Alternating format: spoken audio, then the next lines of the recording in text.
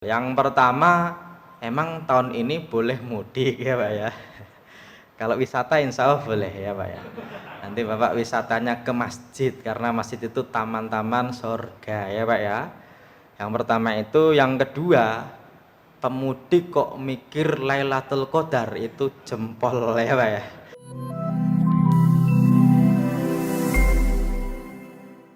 Bismillahirrahmanirrahim. Assalamualaikum warahmatullahi wabarakatuh.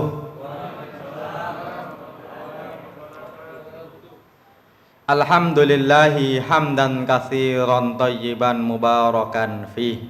Salatan wa salaman daimaini mutalazimaini ala habibina wa syafi'ina wa qurrati a'yunina sayyidina wa maulana Muhammad asyrafil anbiya'i wal mursalin wa ala alihi wa ashabihi wa man sara ala nahjihi ila yaumiddin. Rabbi syrah li sadri wa yassir li amri wahlul 'uqdatam min lisani yafqahu qawli, amma ba'du. Hadirin jamaah salat Isya, bapak-bapak yang ada di lantai 2 dan juga ibu-ibu yang ada di lantai 1. Alhamdulillah malam hari ini kita bisa hadir untuk bersama melakukan kewajiban kita, yaitu sholat Isya. Dan insya Allah setelah sholat ini kita akan lanjutkan untuk sholat tarawih, yang mana ternyata hari ini kita sudah sholat tarawih di malam yang ke-28. Praktis Ramadan ini, kalau Ramadannya sampai 30 hari, berarti kita tinggal 2 malam lagi, yaitu besok malam, malam Selasa, dan juga malam Rabu. Karena malam Kamisnya insya Allah kita takbiran. Dan juga malam ganjilnya berarti tinggal 1 kali, yaitu besok malam. Tentu kita sedih dan juga senang ya. Sedih karena kok kayaknya baru beberapa saat sudah mau selesai Ramadan. Senangnya alhamdulillah kita sudah puasa 27 kali. Kita berharap dan berdoa semoga Ramadan ini penuh keberkahan. Lepas Ramadan kita dalam keadaan terampuni dosanya, dan semoga ini bukan Ramadan terakhir kita. Kalaupun Ramadan terakhir kita, semoga nanti kita meninggal dalam keadaan husnul khatimah. Amin ya rabbal alamin. Kita yakin dan saya doakan semoga bapak-bapak yang rajin sholat Isya-nya di masjid, apalagi sholat tarawihnya bareng imam sampai salam, insya Allah mendapatkan pahala seperti sholat malam penuh. Man qoma ma'al imami hatta yansorif kutiba lahu qiyamul lailah. Siapa yang sholat bareng imam, sholat malam sampai selesai, maka dia dianggap sholat malam penuh. Dan siapa yang sholat Isya berjamaah, dia dianggap seperti sholat setengah malam. Subuhnya berjamaah, insya Allah dianggap sholat malam penuh. Dan saya yakin bapak yang rajin malam 21, 23, 25, 27 rajin ke masjid, semoga kita tergolong orang yang mendapatkan Lailatul Qadar. Amin ya rabbal alamin.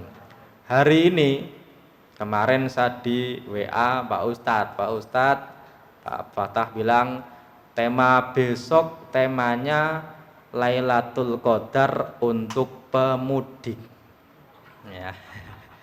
Saya iyakan aja ya. Kenapa? Ya karena perintah dari Ustadz, masa dibantah. Cuma saya mikir 2 hal. Yang pertama, emang tahun ini boleh mudik ya Pak ya. Kalau wisata insya Allah boleh ya Pak ya. Nanti Bapak wisatanya ke masjid, karena masjid itu taman-taman surga ya Pak ya. Yang pertama itu. Yang kedua, pemudik kok mikir Lailatul Qadar, itu jempol ya Pak ya. Kenapa? Karena orang yang musafir Pak, itu kebanyakan sudah dikasih keringanan sholat, yang 4 jadi 2, yang aslinya sholatnya di waktunya boleh dikumpulkan di jamak, tapi kebanyakan orang tidak sholat ketika musafir. Kok bisa mikir Lailatul Qadar? Hebat ya Pak ya. Oke, makanya kalau kita perhatikan sebenarnya begini, mudik itu menjadi suatu kebudayaan kita, menjadi suatu yang sudah masuk ke ranah apa ya, kebiasaan kita ya Pak ya. Kalau kita lihat di zaman Nabi, Nabi itu rumahnya dulu di Mekah, pindah ke Madinah, Ramadan begini tidak mikir mudik ya Pak ya. Tapi kalau mudik itu Pak, orang tidak boleh ke masjid, senang ya Pak ya. Tapi kalau tidak boleh pulang kampung, sedih ya. Nah, tapi ya karena ke masjid itu tiap hari Pak Ustadz, kan mudik kan setahun sekali ya kan gitu ya. Tetapi begini, terlepas dari pro kontra tentang mudik, saya pengen berbicara tentang Lailatul Qadar. Itu kadang-kadang orang itu keliru paham. Yang pertama yang kurang pas adalah kita sering menyebut malam Lailatul Qadar. Saya selalu ulangi, sebenarnya nggak salah-salah banget. Tapi kalau kita perhatikan lagi, malam itu bahasa Arabnya Lailatun, Lailatun bahasa Indonesianya malam. Jadi kalau kita sebut malam Lailatul Qadar, sebenarnya nyebut malam-malam Qadar, persis kita nyebut ayam chicken ya Pak ya.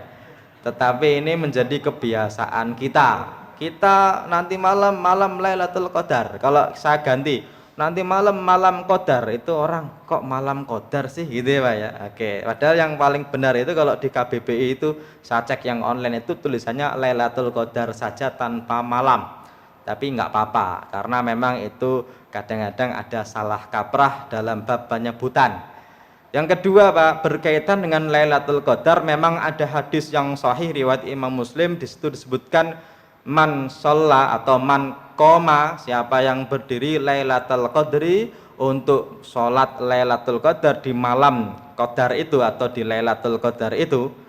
Kemudian di dalam hadis disebutkan, maka imanan wahtisaban, karena beriman dan mengharap pahala, maka ghufirallahu ma taqaddama min zambih, dia akan diampuni dosanya. Ini yang menjadi janji di dalam hadis, siapa yang pas Lailatul Qadar kok dia sholat, maka dia diampuni dosanya. Hanya saja sebenarnya untuk mendapatkan Lailatul Qadar itu tidak harus di masjid. Meskipun Nabi iktikaf 10 malam terakhir di masjid. Meskipun kadang-kadang kita juga kalau lihat sejarah Pak, Nabi iktikafnya di masjid, Lailatul Qadar itu 10 malam terakhir, maka seharusnya kita iktikaf kemudian kita sholat. Itu logika kita. Tetapi Pak, dalam hadis riwayat Imam Abu Dawud, di situ disebutkan bahwasanya dulu ada seorang sahabat Nabi yang menjadi imam ketika sholat taraweh di zamannya Umar bin Khattab. Ada yang tahu namanya?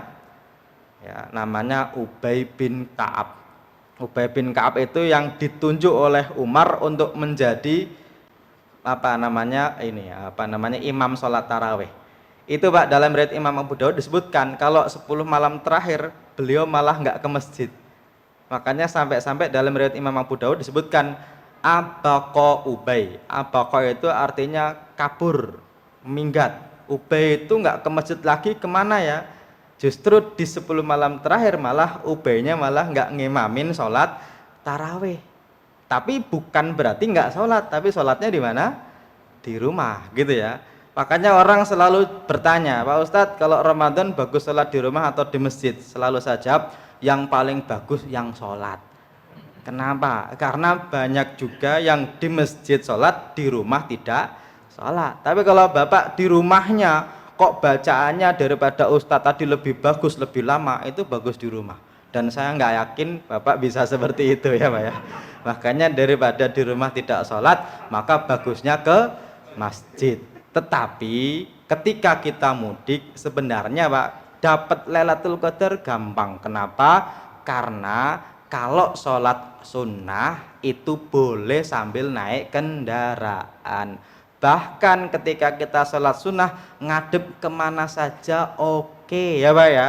Cuma lagi-lagi Emang ada orang mudik kok mikirin sholat sunnah? Hebat Pak. Kenapa? Sholat wajib aja ditinggal, apalagi sholat sunnah gitu ya Pak ya. Makanya kalau memang orang yang mudik kok mikir Lailatul Qadar, insya Allah orang yang istimewa, karena kalau pas mudik bisa sholat di tepat waktunya sesuai dengan syarat dan rukunnya, itu sudah istimewa. Tetapi daripada itu kita berharap dan berdoa kepada Allah, semoga kita semua termasuk golongan hamba yang dimaafkan, diampuni oleh Allah Subhanahu wa taala, karena kita yakin ibadah kita tidak hanya cuma ketika Ramadan, tidak cuma ketika Lailatul Qadar. Salah satu ciri orang yang mendapatkan Lailatul Qadar, ibadahnya istiqomah meskipun di luar bulan Ramadan. Semoga ibadah Ramadan ini kita bisa lanjutkan di luar Ramadan, setidaknya salah satunya. Kalau bisa sholat malam bagus, kalau